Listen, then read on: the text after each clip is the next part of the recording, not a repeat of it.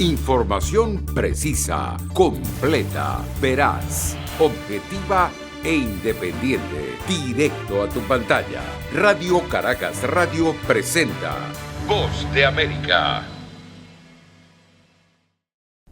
La jornada de recolección de firmas para solicitar la activación de un referendo revocatorio contra el presidente Nicolás Maduro estuvo marcada por la ausencia de ciudadanos en los puntos establecidos por el Consejo Nacional Electoral y por episodios de hostigamiento a trabajadores de la prensa. Los integrantes del Movimiento Venezolano por el Revocatorio Mover, organización promotora del referendo revocatorio que llamó a los ciudadanos a no participar, reiteraron que el cronograma del Poder Electoral es irrito e inconstitucional. Nick Merevans, integrante de Mover, detalló que los testigos desplegados en todo el país evidenciaron que la capacidad instalada solo podría arrojar la posibilidad de recoger poco más de 200.000 firmas. 4.3 minutos mínimo es el procedimiento que se convocó el día de hoy sin haber hecho ningún tipo de prueba y experticia técnica piloto que comprobara que los tiempos daban para poder recoger 4.3 millones de manifestaciones de voluntad en 12 horas.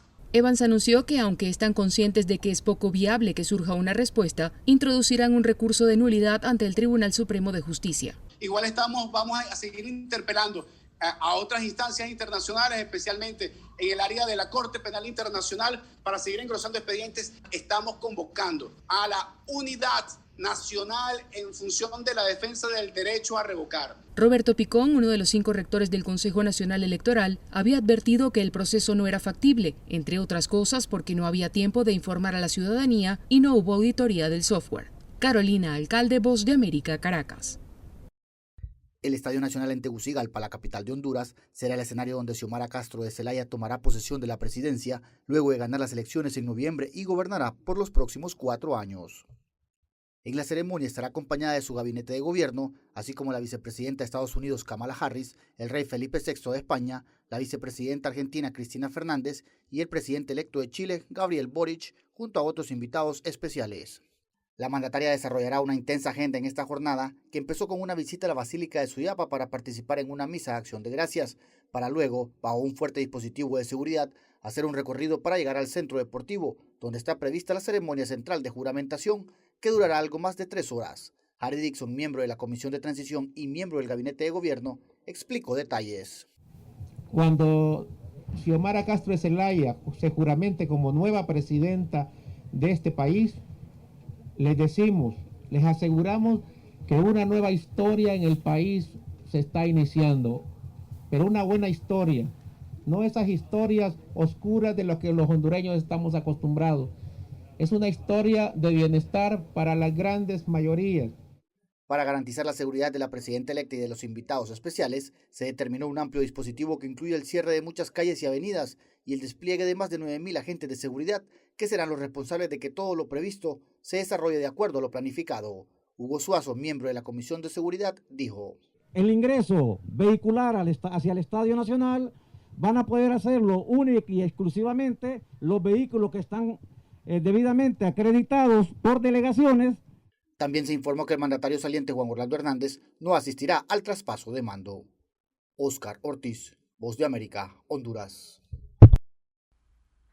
La variante Omicron avanza con fuerza en las Américas y según la Organización Panamericana de la Salud, los nuevos casos de contagios alcanzaron su mayor nivel semanal desde que comenzó la pandemia en 2020. La directora de la OPS, doctora Clarissa Etienne, ofreció el detalle de la última semana en la que se registraron 8 millones de nuevos casos, un 32% más que la semana anterior, mientras que las muertes en toda la región también aumentaron un 37%, con 18.000 nuevos fallecimientos causados por el COVID-19. La funcionaria expresó su preocupación. A medida que los casos de COVID se propagan más activamente y más rápidamente que antes, claramente Omicron se ha convertido en la cepa de la COVID predominante en la región en este momento. Para entender mejor cómo este virus está avanzando y para guiar las decisiones es esencial que los países sigan recabando y utilizando datos subnacionales y a nivel de subpoblaciones. Cuanto más localizados los datos, mejor, porque lo que está ocurriendo en los centros urbanos de nuestros países tal vez no refleje la realidad de sus regiones rurales. En la región, Estados Unidos continúa siendo el país con la mayor cantidad de nuevas infecciones, aunque los casos disminuyeron en casi 1 millón durante la última semana, según dijo la doctora Etienne. Enfatizó en que Brasil es el país que ahora motiva las mayores preocupaciones, ya que los informes revelan que en los últimos días los nuevos contagios superaron en 193% las cifras de la semana anterior. Los estados del sur de México también están observando un aumento que, según las autoridades, ha triplicado los casos de contagio y pese a que insiste en que el Omicron tiene síntomas más leves, los hospitales siguen recibiendo pacientes con complicaciones. Una de las más graves consecuencias de la presencia del COVID-19 en la región latinoamericana es que los niños se enfrentan a la peor crisis educativa jamás vista, con millones que aún no han regresado a las escuelas. La OPS recomendó a los países que intenten que los estudiantes vuelvan a la escuela de forma segura para proteger su bienestar social, mental y físico e instaron a los padres a vacunar a sus hijos.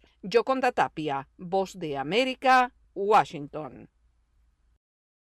La administración del presidente Daniel Ortega descongeló los juicios políticos contra las presas de conciencia y líderes opositoras Dora María Telles y Ana Margarita Vigil y los presos políticos Yader Barahona y Yasser Vado, acusándolos por supuesta conspiración para cometer menoscabo a la integridad nacional en perjuicio del Estado de Nicaragua y la sociedad nicaragüense. Y el miércoles se conoció la programación de juicio contra el preso político Miguel Mendoza. Según indican sus respectivas cédulas de notificación, los juicios se realizarán la próxima semana en el Nuevo Chipote, la prisión donde estos 4 y más de 30 presos políticos permanecen encarcelados desde mediados de 2021. Ana Lucía Álvarez Vigil, sobrina de Ana Margarita Vigil, dijo a La Voz de América que esta medida violenta los derechos de los detenidos y sus abogados. El hecho de que jueces acepten celebrar juicios en una estación de policía, el hecho de que las fiscales acepten ir a llevar un juicio a una estación de policía es inadmisible. El presidente Daniel Ortega se ha referido públicamente a los presos de conciencia, acusándolos como terroristas y traidores de la patria, y el 8 de noviembre, en un acto en el que se proclamó electo, dirigió su discurso más agresivo contra los presos políticos. Esos que están presos ahí son los hijos de perra de los imperialistas yanquis. En octubre de 2021, los jueces de los juzgados donde están radicadas las causas de los presos políticos encarcelados en el Nuevo Chipote suspendieron de forma indefinida y en cascada los procesos aduciendo sobrecarga laboral o motivos de fuerza mayor que no fueron detallados. Daliana Ocaña, Voz de América, Nicaragua.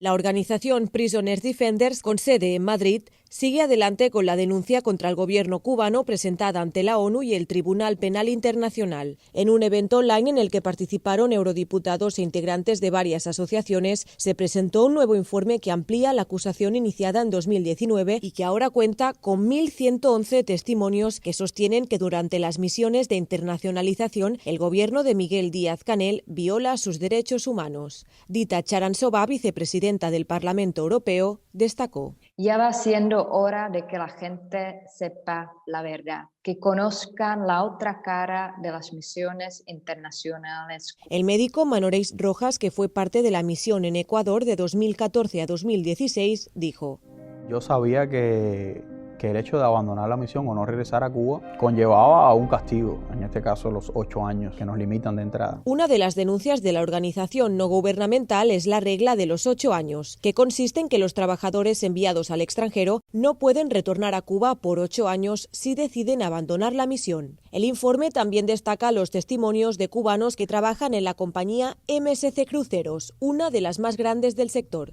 Javier Larrondo, presidente de Prisoners Defenders, dijo que los marineros perciben únicamente el 20% de su salario, mientras que el resto se queda con el gobierno. ¿Y cuánto trabajan a la semana? Pues entre 70 y 80 y pico horas. O sea, una barbaridad. Según Prisoners Defenders, hay actualmente entre 50 y 100.000 profesionales activos en las misiones internacionales de Cuba, que se traducen en 8.500 millones de dólares por año para el gobierno cubano, convirtiéndose en una fuente económica mayor que el turismo. Julia Riera, Voz de América, Barcelona.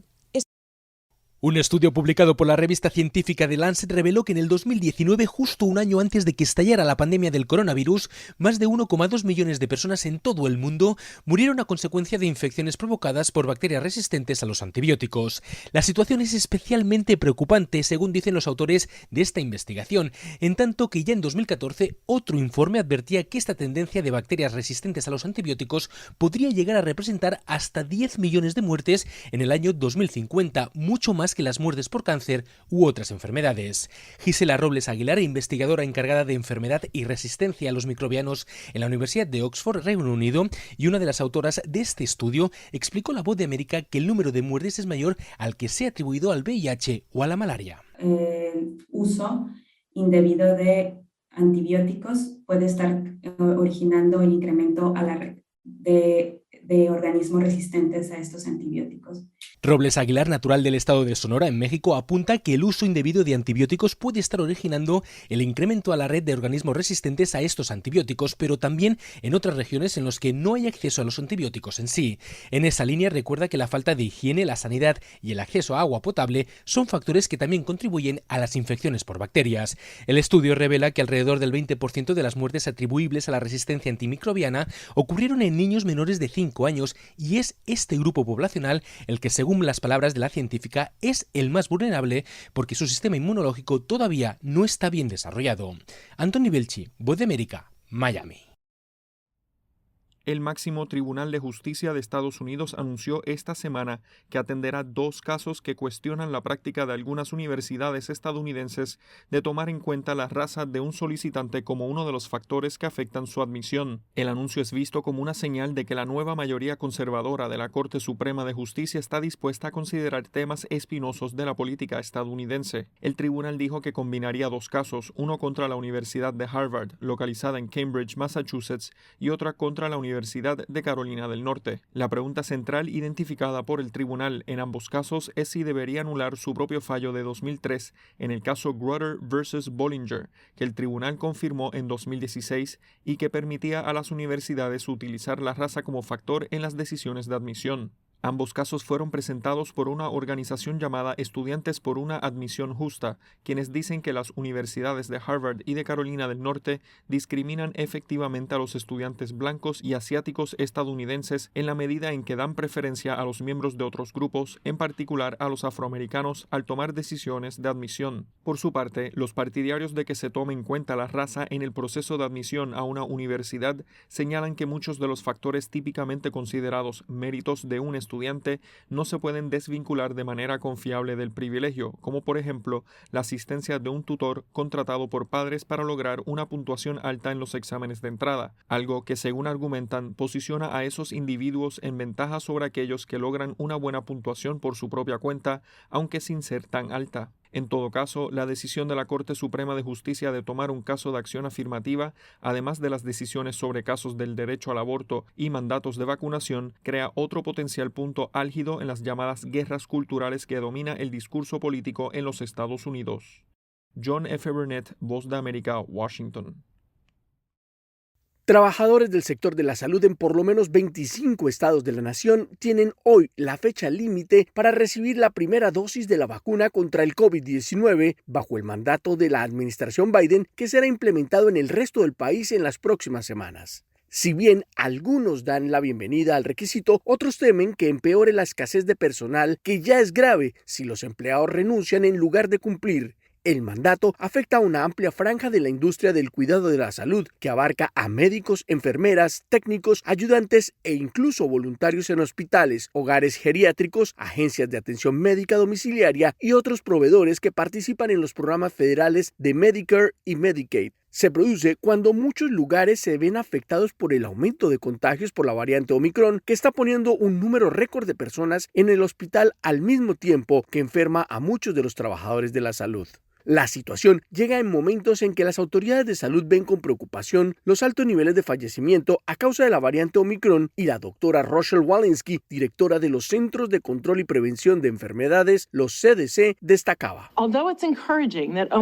Aunque es alentador que Omicron parezca estar causando una enfermedad menos grave, es importante recordar que aún nos enfrentamos a una alta carga general de enfermedad. Las hospitalizaciones han aumentado rápidamente en un corto periodo de tiempo, ejerciendo presión sobre muchos sistemas de salud locales. Es importante destacar que más leve no significa leve y no podemos mirar más allá de la tensión en nuestros sistemas de la salud. Según los datos de los Centros Federales de Servicio de Medicare y Medicaid a nivel nacional, alrededor del 81% de los miembros del personal de los hogares de ancianos ya estaban completamente vacunados a principios de este mes, con un rango que va desde un máximo del 98% en Rhode Island hasta un mínimo del 67% en Missouri. Los datos no son claros sobre los niveles de vacunación en hospitales y otros sitios de atención médica. En última instancia, el mandato cubrirá a 10.400.000 trabajadores de la salud en 76.000 instalaciones. Está surtiendo efecto primero en jurisdicciones que no impugnaron el requisito de los tribunales. Estos incluyen algunos de los estados más grandes, con algunas de las poblaciones más grandes de personas mayores, entre ellos California, Florida, Nueva York y Pensilvania.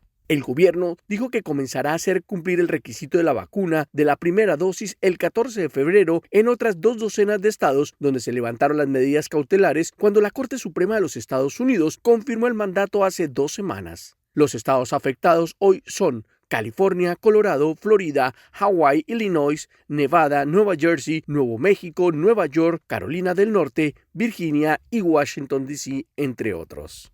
Héctor Contreras, Voz de América, Washington.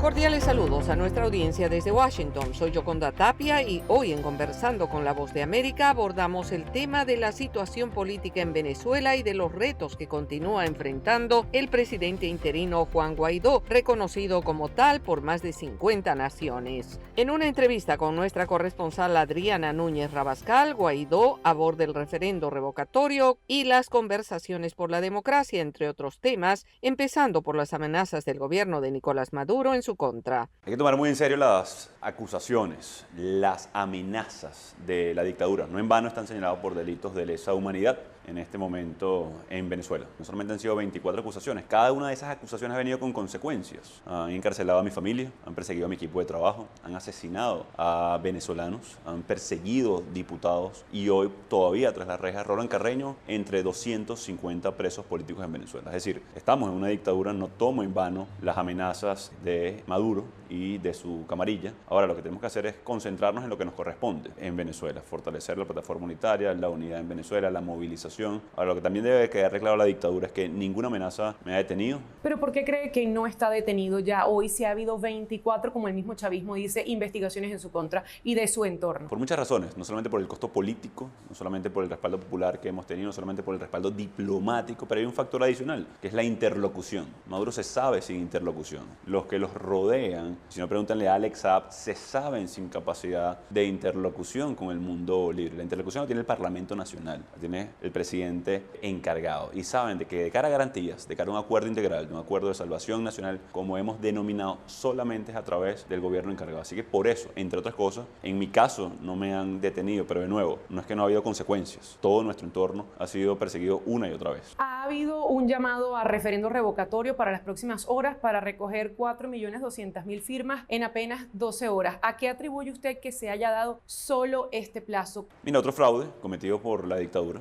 como lo han hecho en los últimos años, y lo hacen porque, uno, son minoría, se vieron en debilidad, no solamente el 21 de noviembre, y atención con esto, cuando sacaron su peor resultado electoral en 22 años. Luego, en Barinas, con todo el poder del Estado, no pudieron doblegar la voluntad de los barinenses. Pero también a lo interno del PSUV hay diferencias. Le tuvieron miedo a la movilización, no solamente de la alternativa democrática en este caso, que somos mayoría, que la hemos ejercido. Le tuvieron miedo incluso a las bases del PSUV que están hastiadas absolutamente de Maduro y prefirieron entonces matar esto, digamos, desde temprano. Ni siquiera dar la la posibilidad, con un CNE secuestrado por la dictadura, que la gente pudiera movilizarse y expresarse. Y adicionalmente, también pretenden evitar que hablemos de esa alternativa en la negociación en México, que también ratificaremos porque es una opción constitucional. Cuando dice ratificaremos, ¿hay conversaciones ya para volver a esas mesas de negociaciones en México? Por lo menos con nuestros aliados y nuestra insistencia. Lo hemos dicho claramente, hoy quien detiene este proceso es Maduro, con la excusa de que Alex Saab está detenido. Alex Saab está detenido porque es un delincuente, porque comerció con el hambre de los venezolanos, pero también sabemos de que hay intención de un sector importante de poder regresar a ese proceso. Hemos utilizado los canales formales, es decir, Noruega, es decir, los acompañantes del proceso, para poder reactivar, más allá de que públicamente hemos ratificado, y lo vuelvo a hacer, nuestra disposición para lograr un acuerdo que dé solución al conflicto en Venezuela, a la emergencia humanitaria y a la crisis política desatada porque se robaron una elección en el 2018. Este 23 de enero usted cumplió 3 años siendo juramentado presidente interino de la Nación. Da un nuevo voto de confianza en la Asamblea Nacional, lo que ustedes han llamado la Comisión Delegada y los partidos. Sin embargo, entre algunos de esos movimientos políticos que lo acompañan ha habido un rechazo a que esa figura, no exactamente su nombre, pero la figura creada en torno a gobierno interino debería desaparecer. ¿Cómo creen ustedes que pueden reconectar con esos factores que en este momento están diciendo el gobierno interino debería parar? Mira, yo creo que la Constitución no es opcional para la dictadura. Para nosotros es un deber, y es mi deber y nuestro deber como Parlamento Nacional lograr esa elección presidencial libre y justa, lograr esa elección parlamentaria que nos deben desde el 2018 y 20 respectivamente, y es nuestro mandato. Entonces yo entiendo las posiciones partidistas, caso de 20 o individuales de algunos liderazgos, porque de nuevo, de manera unánime, incluido por cierto la fracción 16 de julio, de la que forma parte 20, votó para la continuidad del Parlamento Nacional como reducto de la República en Venezuela. Mira, lamentablemente estamos en una dictadura muy cruel en nuestro país, que busca normalizar una crisis sin precedentes, y lo que no podemos es acostumbrarnos, lo que no podemos es dejar de ejercer nuestro rol. Así que de nuevo, la Constitución para nosotros es un mandato. Era el presidente interino de Venezuela, Juan Guaidó, en una entrevista cuya versión completa pueden escucharla en vozdeamerica.com. Esto fue Conversando con la Voz de América.